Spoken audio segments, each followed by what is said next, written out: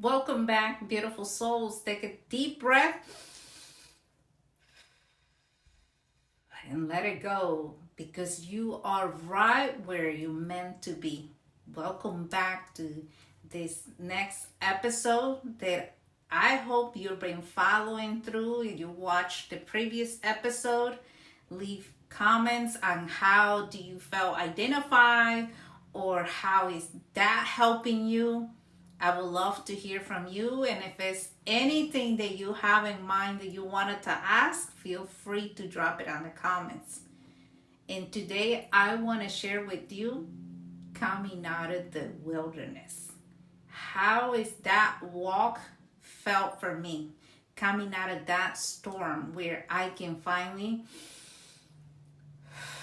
breathe. I can finally say, okay, it's time to sit down. It's time to relax. It's time to evaluate everything. I came out of the storm, but something that I did not expect it was to rebuild back up because I was in the mindset that, okay, I just need to get out of this, but getting out is meant to start working again. That it would require courage, discipline, and surrender. In the past episode, I shared with you how some of the clients left too. Calls were not coming in, emails stop, connections drop. And in that moment, when I came out of that storm, the old me wanted to go back and to move quick and to find the next strategy. But the new me said, I actually enjoy that. And this time, I wanted to do it right. This time, I don't want you to rush me. I want you to really do it from the heart. And so it was that battle between the old and the new. It was not just about rebuilding a business. It was about rebuilding a woman, rebuilding me.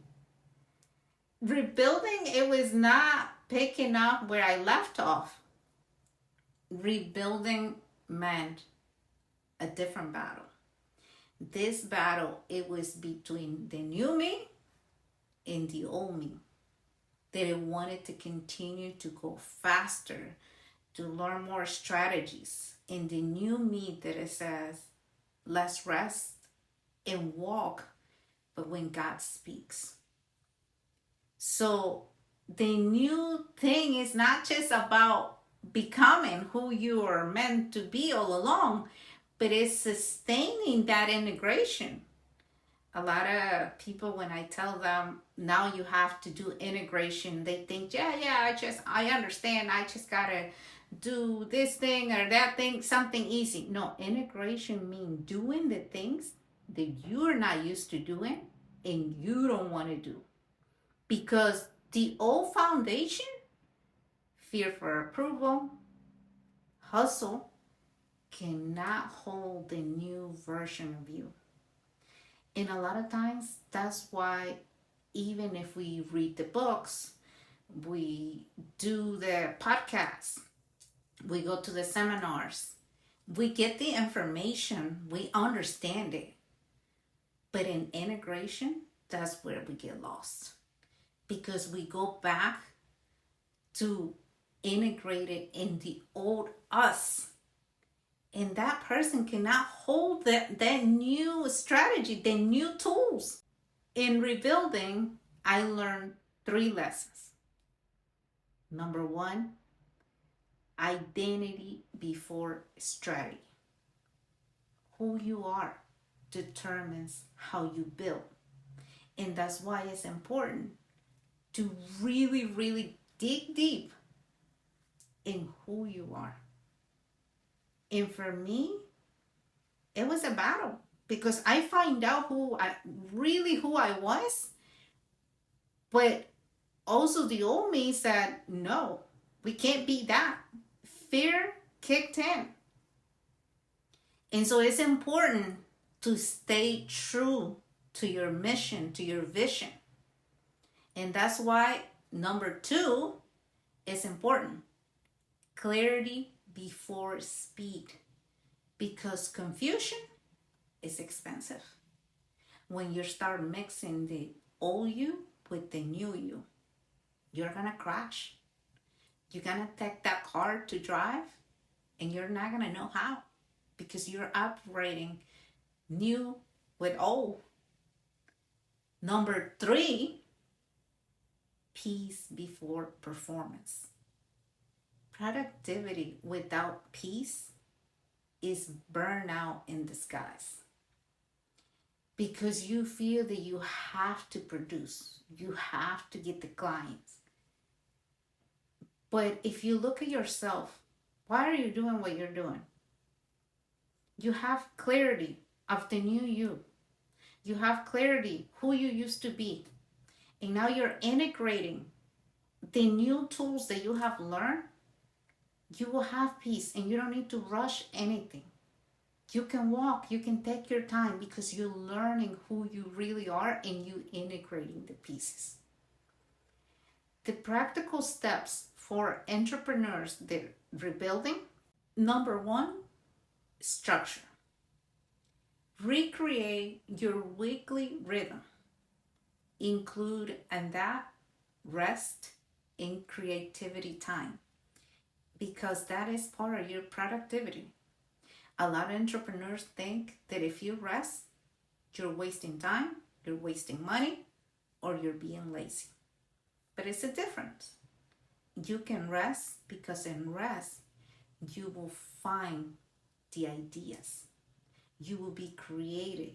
You will resolve problems that you have without you even trying to force anything, because that's where God will speak to you. Number 2, boundaries.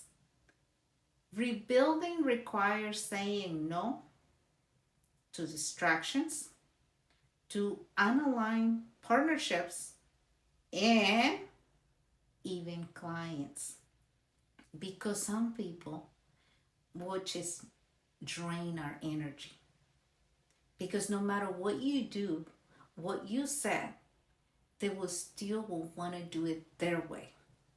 And with people like that, you have to learn to say, okay, that is fine. I don't have a problem with that. But then that means I need to focus on who really needs me.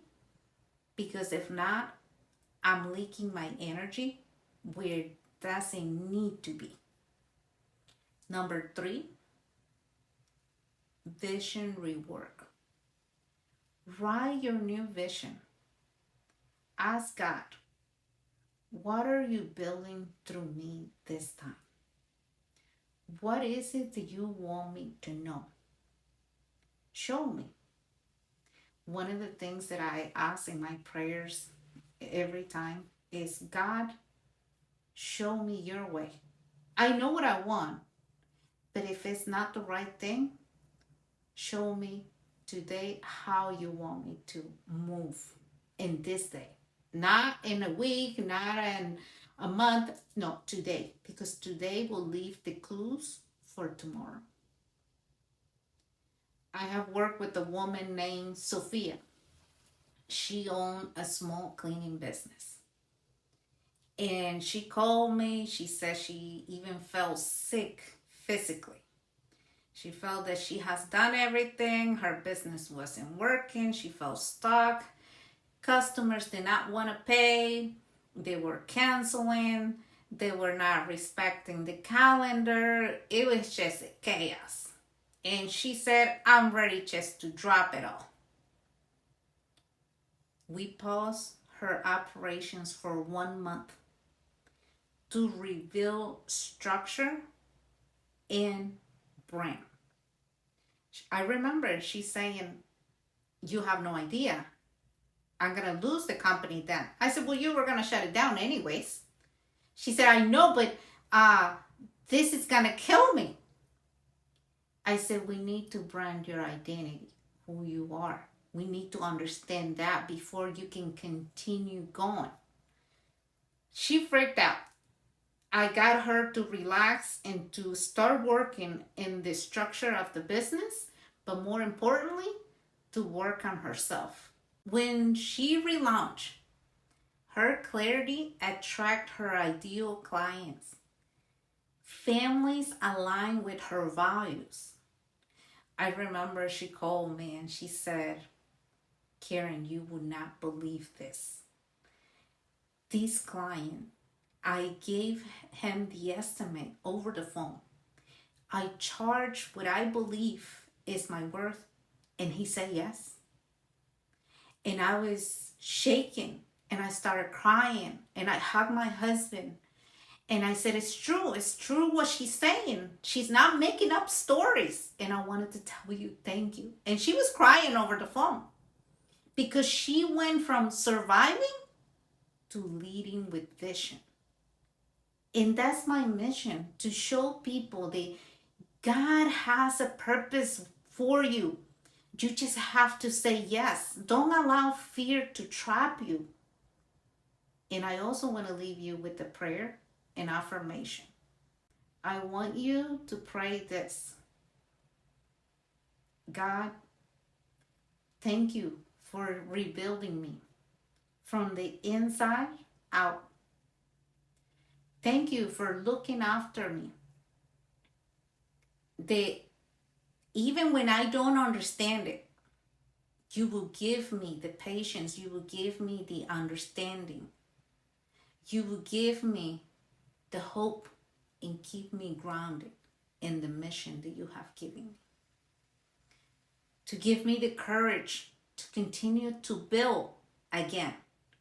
Not from rush, not from strategy, but with wisdom, with rest, with purpose, and more importantly, with you.